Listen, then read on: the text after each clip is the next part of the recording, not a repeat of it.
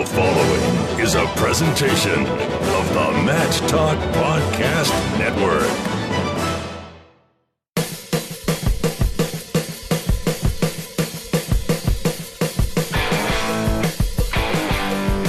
Hello, wrestling fans. It's time for the World Wrestling Resource Podcast. The World Wrestling Resource was made that you as a wrestler, parent, coach, or fan can have access to all the resources of the very best in the world of wrestling. I'm three-time wrestling writer and broadcaster of the year, Jason Bryant, and I want you to join me, along with John McGovern and world champions Terry Brands and Dennis Hall, as we talk training tips, topical discussion, mental preparation, and more on the World Wrestling Resource Podcast. World Wrestling Resource is sponsored by Defense Soap. Find World Wrestling Resource on Facebook at facebook.com/World Wrestling Resource and follow us on Twitter at WWRESO. And, of course, on the web at worldwrestlingresource.com. Now on to the show as we join John McGovern, Terry Brands, and Dennis Hall.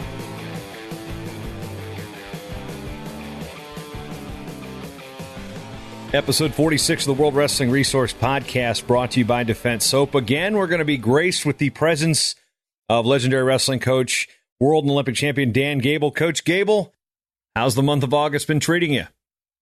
It's pretty good.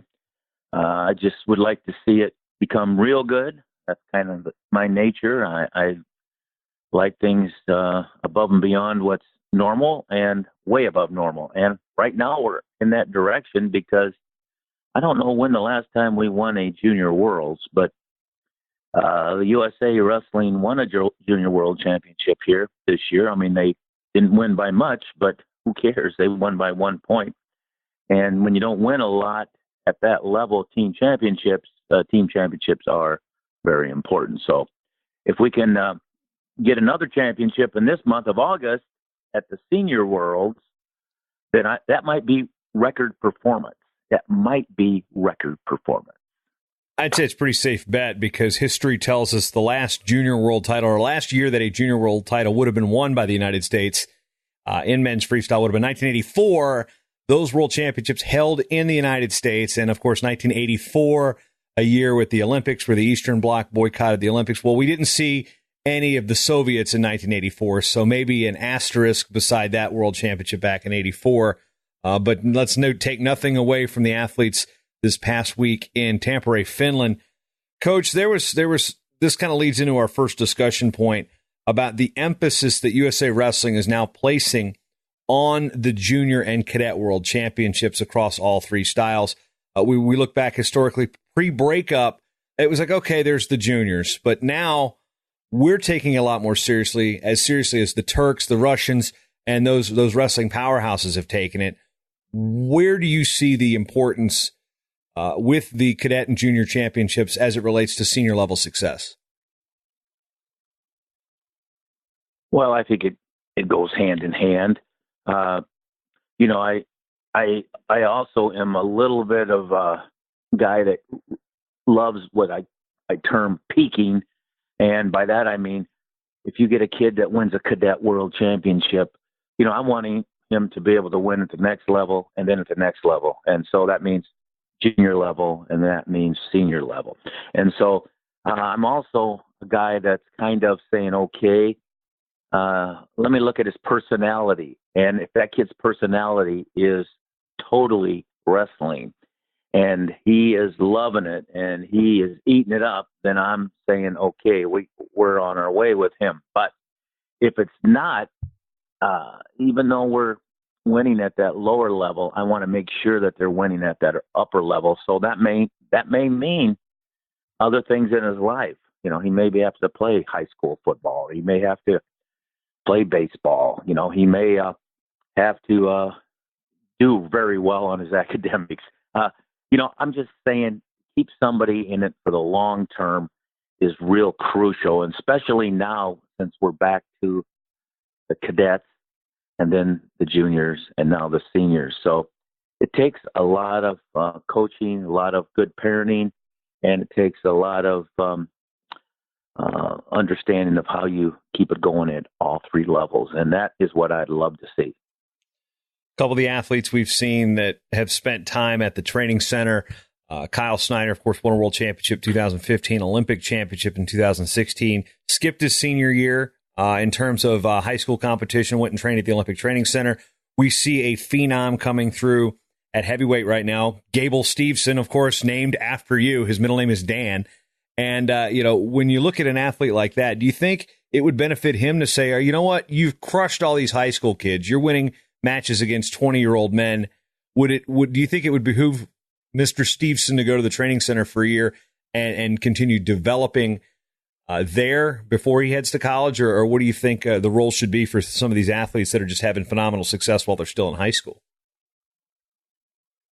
Well, again, I think it has to be made by the people that are closest to him, and then even himself giving some great input. Because, for a guy like Snyder to be able to do what he's doing and continuing to be able to do what he's doing, it's pretty amazing. But I think he's good at it. He makes some good decisions.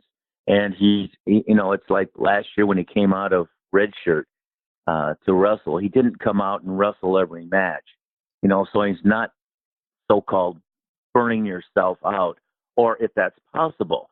So I think he's doing a lot of great type of scheduling, setting down, figuring things out, and not maybe overdoing and being able to have the success he's having. Now, he's had a few losses overseas, but again, that's part of the process of peaking, and he's been able to come through at the major events. So again, I feel like he must be doing a good job, and the people around him must be doing a good job. Now, Gable Stevens is another story. He's even winning cadet and junior world championships more than probably anybody. And because of that, his dad, his mom, his coaches, they really have to take a close look at how you keep this kid in that lineup at that level for a lot more years, because we could use guys that win a lot over all their years. So it's really up to the people around him and himself input to make those really important decisions. Strong performances overall. Again, freestyle with the championship. Greco-Roman, despite having a disastrous final day, had a great first day and ultimately finishing fourth place. Kamal Bey became the first Greco-Roman junior world champion since looks like 1999, if memory serves. And then the women finished in fifth place. So you've got 3 top 5 finishes from Team USA at a junior level, a level that is getting ferocious in terms of its depth. And Coach, I was looking over the preliminary entries for at least the freestyle side of things. There are 42 junior world medalists that'll be competing in Paris in men's freestyle alone. So I think that right there shows that other countries, not just us, are taking the junior world championships pretty seriously with their developmental process. Wow, that's unheard of. 42 guys that just competed, 2 weeks ago, and go to the senior world, I'm saying medalists. Overall, I'm saying in the history that there are wrestlers who medaled at the Junior World Championships in their career are now at the senior level. They'll be competing in Paris. Okay, I understand that. Yeah, that makes more sense. That would be amazing, though. Yeah. So, I always kind of think a little bit out of the box, and when you said something like that, I jumped right to that. But anyway, no, it's definitely something that is good for just people to look at. I mean, in life, you can't jump into anything and just be good. Well, most of the people. There are a few of the lucky ones that may be born just perfect from a certain skill, but not very many. And it takes in wrestling. It's one of those things that if you go back in history and you take a good athlete and you throw him out in the wrestle mat and he doesn't have any experience, he may show some signs, but he's still not going to beat the athlete right away that has several years of wrestling under his belt, or her belt.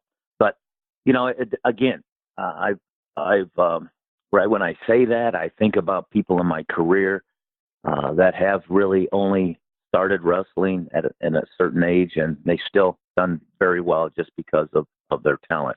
You know, a guy like Chris Campbell back in my early days of coaching, pulled out three-time national finalist, national championship twice, world title, Olympic medal, sat out 8 years, came back, ended up winning another world medal. And he really only had 1 year of high school wrestling before he came to Iowa. 2 years later, he was, in the national finals. But, that's unheard of and unusual, and most people have to work their way up. But got enough talent, let's go for it. Working with that talent is, as you alluded to, the coaching part of it. And if you look back when you were prominent in coaching the freestyle teams, whether a world or Olympic championships, now there is a lot more in the developmental pipeline. They've hired guys like Gary Mayab in Greco-Roman and Joe Russell in freestyle to kind of oversee things from the top down in terms of how our youth and grassroots kids are moving through the senior level. What would it have been for you to benefit with situations like we have now with USA Wrestling? Well, I can remember the one time that I actually got an invitation during all my high school or junior high career. And it was right after my senior season of high school. I actually got invited to go to what's called the Olympic Development Camp. And it was in Colorado. And it was the one and only time that I really had that opportunity, even though I was an undefeated high school wrestler. So I, by comparing that to what's available now and the invitations that go out, even probably in junior high, there's just no comparison. So we have a lot more opportunity now than we did then. That doesn't mean that we didn't have some good wrestlers back then. We certainly did, and we always have.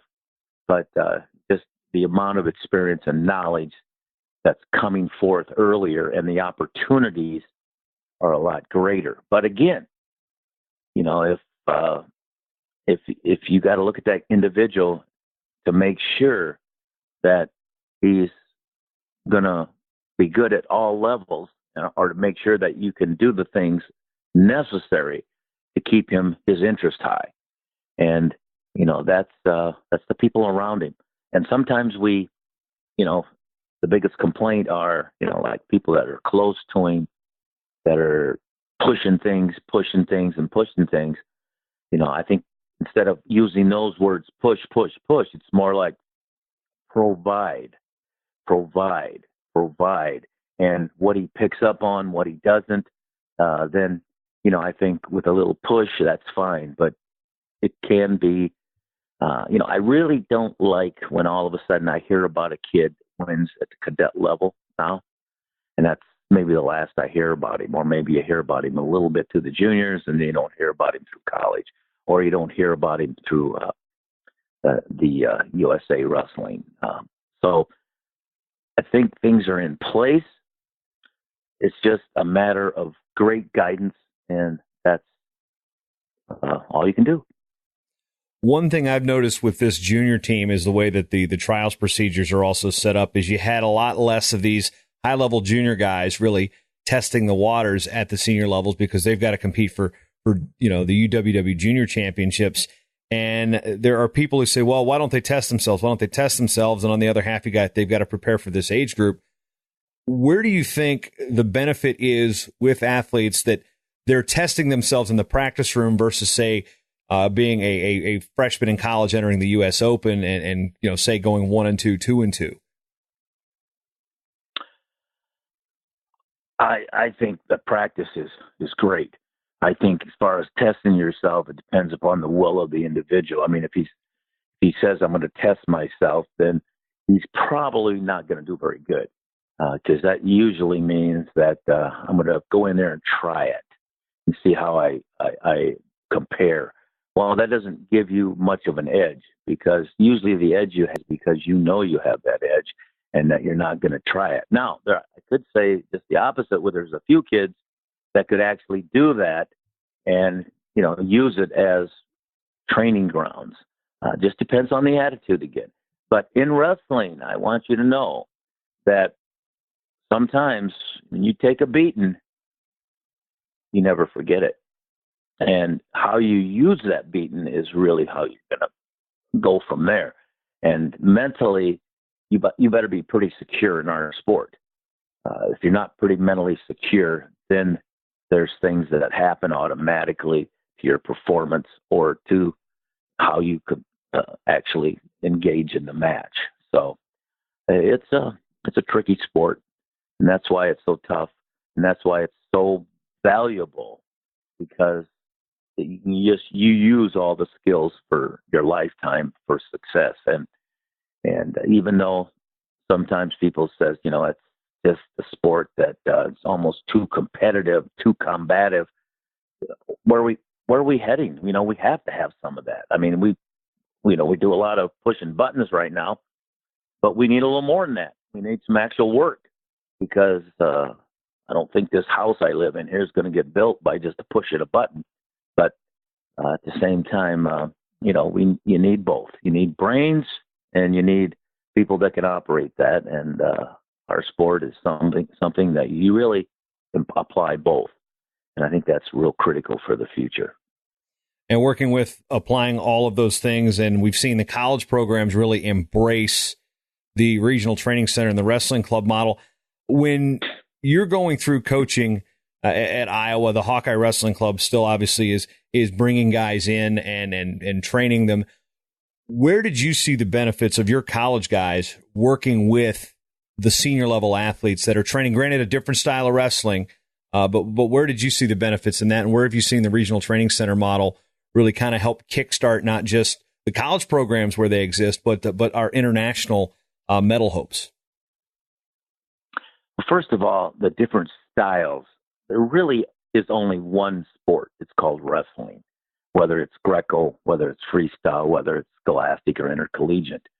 And there's other styles too. I mean, there's other styles that people apply. And there's even self-defenses like judo and, those types of things. But they all apply to the same process of controlling and dominating an opponent and winning. It's just a matter of understanding the tweaks. And the tweaks are simply whether you go to your back or you don't go to your back, that type of thing. And for me, I really think that sometimes when we get stuck on one style, we forget that it's wrestling. I can use that throw 90% of the time in a scholastic match. Maybe not from behind back suplex where they put the guy on his head, but that's the exception, because almost everything from the front you can use, and it's just a matter of how you use it and how you apply it and to what style it is. So whether it's just a throw through the air and scoring points, or it's a throw to the air and control, which is scholastic, it's that simple. And so, that's real important. But these regional training centers are something that I'm hearing a lot of talk out there, and it's like, okay, only maybe the real wealthy can afford that, or whatever. We got to look at the sport, what is best for the sport, and definitely regional training centers are good for the sport. We can't be looking at just our program and saying, well, this person has an advantage over me because my budget's $100,000, their budget's $1 million. Well, I'm sorry, but the sport, we need both. And so when somebody complains about not having the same abilities or the same resources or the same equipment or the same size room, or whether we should have saunas or we shouldn't have saunas, and because one can have it and one can't, or has the ability to have that, all of a sudden you got to stop and you look at what the sport is good for and where we're at the upper level and just how authoritative we are. Well, you know what? We are not enough authoritative. And by that, I'm saying, I was just reading again about those slots they took away from us, those numbers can't remember what it was, 56 or something like that for the next Olympic Games. And wow, that's like crazy. We really should have. And then somebody says, well, you're lucky to even be here. And you know what? In a way, we kind of are because, we potentially got dropped. But we only got dropped because of poor leadership and not staying up with the game. The game means what's going on currently. And so right now, I think people have to first answer the question, is it good for the sport? And if it's good for the sport, then you got to move ahead. And right now, the regional training centers definitely are good for the sport. Now, if there's such an advantage that you need some tweaks, yeah, I can understand that. But for the sport, you got to think that way because otherwise we're going to lose another 56 spots in the next vote instead of gaining. Right now with 6 weight classes, we got to move forward, and that's where we're at. Moving forward to the Senior World Championships again, August 21st through 26th in Paris. Coach, who are you most looking forward to watching at the World Championships this year? Hey, I'm a World Championship fan. I mean, I was a competitor. I mean, it's a thrill. It's, I know the peak for most of the countries are, 3 years from now, but this is how you get there, and some of them won't even be on the same team. But, no, I usually like to go and watch all 6 days, 2 days for each style. But this year, I'm only going to be able to be there for the freestyle just because the last-minute decision that I'm actually going. But I would say right now, we are pretty solid in the women's freestyle. I think it's be great to have a good performance there to get us better than pretty solid, to get us right there for the championship. Because I was looking at the rankings of across the board of top 20 in each weight class, and Russia's coming on in the women's freestyle as well. They got a lot of girls ranked, and even though Japan has a lot of girls ranked high, throughout those rankings, there's more actual Russians than Japanese. So we don't want all of a sudden the dominations going again to more of one country. We'd like to see USA, Japan continue to spread the wealth in female wrestling besides just Russia.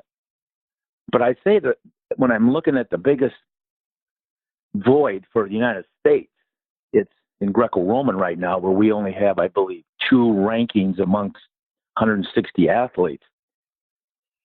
I would really like to see a good performance in Greco-Roman. And I know that some people would say, well, maybe Greco-Roman might not be a sport in the future. Well, I disagree with that, because if I look and see where the power, there's a lot of power over there in Europe and Asia in Greco-Roman wrestling, just because it's not a power in the United States. So I think we need to make a jump, and I'd love to see a big jump in that Greco-Roman wrestling instead of just having 2 ranked out of the 160. We get, half a dozen, then we get 10, we get 12, get 14. I think Russians in freestyle have like 31 ranked right now. But anyway, I'm looking for record performance. And you know what? When we just won those junior worlds, that doesn't happen very often. I think you said it happened in '84, and that was really when the year the Russians weren't there. And I'm not sure when it was before that, but I think we won maybe in '69 in the United States. I think there's a team member of mine from West Waterloo High School, Richie Bennick, that was on that team and won the gold medal. And so I think we won several golds and won that team championship. Bill Wick was the coach. But really, I'm looking and say, we got an opportunity right now at the Senior Worlds, because we just won the Junior Worlds, and it has been a long time since we won the Junior Worlds. If we win the Senior Worlds, are we going to put people on notice? Yes, we are. And we're going to bring up the whole level of sport. And so the Russians aren't going to like it, and a lot of people aren't going to like it. And so that makes everybody go to work a little bit more. So we have this opportunity in front of us that hopefully we can take advantage of it. Going into the senior worlds, winning the junior worlds by 1 point over Russia just 3 weeks or a month earlier, and we walk away with the championship here, I'll tell you what, we have a lot to be proud of. Now, it's only the first year of a 4-year cycle. Can't forget and go back and celebrate too much. But we haven't even won that senior worlds yet. So, but that's what I would say right now for me, team title. This coming up, 2 weeks would be outstanding for USA Wrestling.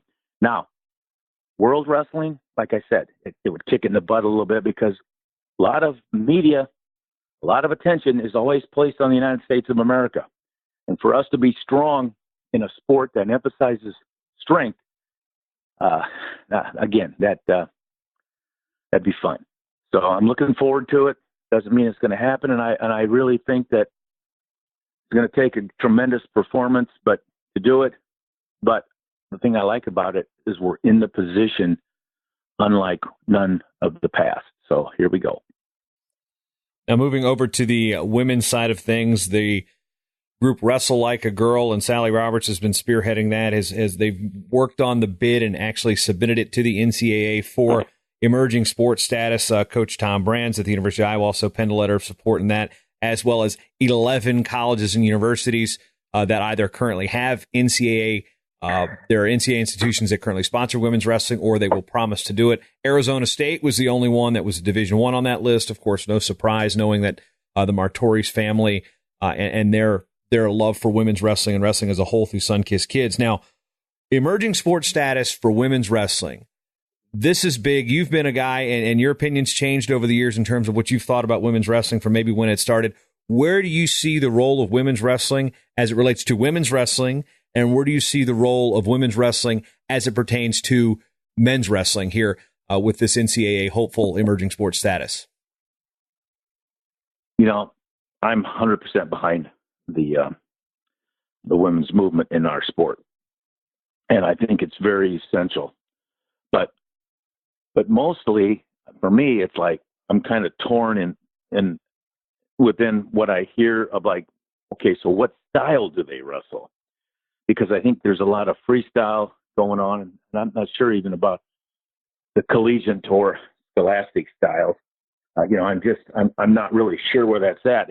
Well, so Coach, let me interrupt you real quick and fill you in just a little bit. Their bid is going to say that this will be freestyle and it will be a fall sport, not a winter sport. So it won't be in the wrestling rooms at the same time as much with the men. There will be a little bit of crossover, but currently the 34 colleges that sponsor women's wrestling, most of them in the NAIA, they compete in kind of a fall winter season. They're done February, and they are freestyle. So they are following international trips. They will put the Schultz on their schedule, the New York AC, those type of events on their schedules as part of their college season. So that's where they sit currently, and they fall freestyle is what's going to be part of their bid for emerging sports status. So that's where that stands.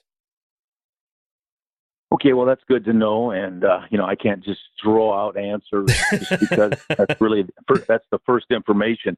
I just know that there is some conflict than what style they should be going.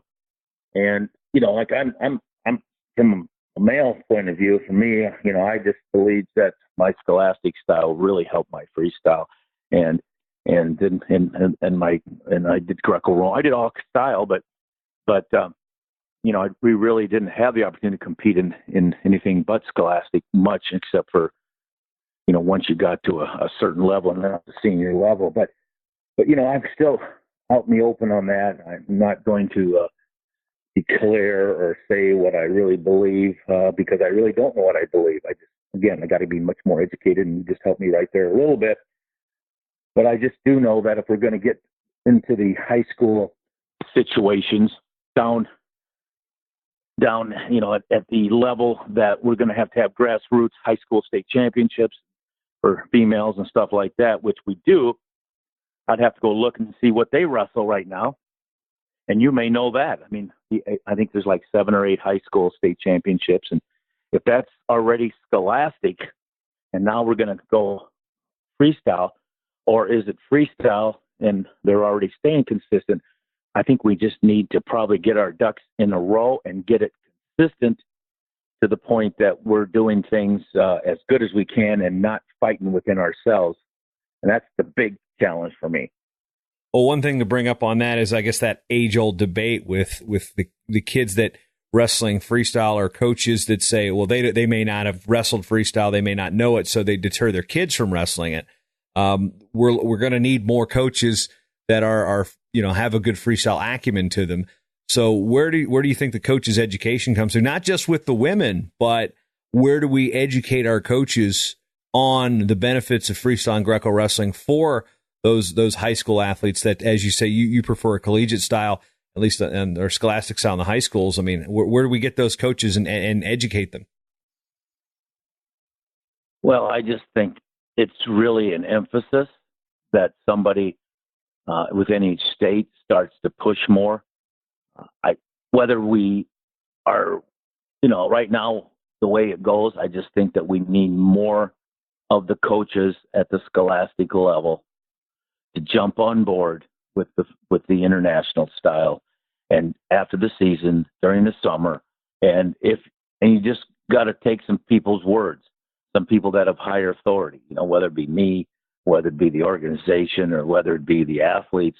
We have to do more testimonials and get out there to make sure that they understand that we really need a lot more emphasis on helping the Olympic effort. And that means encouraging your high school kids, your junior high kids, to wrestle some freestyle and Greco-Roman in whether they do it in practice every day, or whether they mostly just do it in a special season where you peak out at Fargo, or you have the state freestyle championships or the state Grecos where you come back in there and do that. So, I just think that right now that most of the coaches, are probably underpaid, overworked, and they just don't want to take on another responsibility. But if you look at it as like,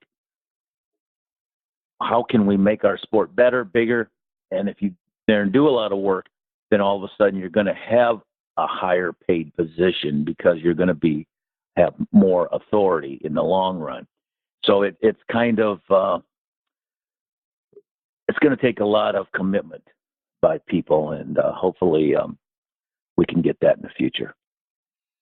Coach Gable giving his insights on international wrestling, the upcoming World Championships, August 21st through 26th, Accor Hotels Arena in Paris, France. If you can't make it, Coach will be there for at least 2 days, but if you can't make it, you can watch it on trackwrestling.com. Coach Gable, thank you for your time, and make sure you keep hitting those walleyes up north. Well, he did pretty good. I don't know how big, a 24-inch, 25-inch, 26-inch, 27-inch, but those all were boated in with my people in my boats. Rub it in. Kick me while I'm down. I knew I had to do that because I heard you caught yourself a granddaddy, and I don't know what it was. But. It was about a 2-ounce pitty fish. That's what I caught. I'm still owe for my life in a better walleye. Better luck next time. Yeah, okay?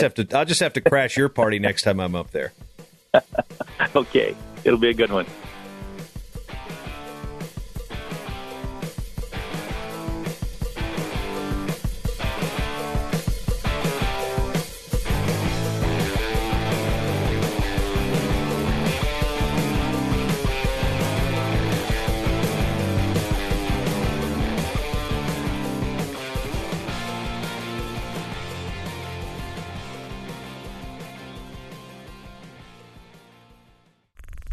This show is part of the Matt Talk Podcast Network. For more wrestling podcasts, head over to MattTalkOnline.com.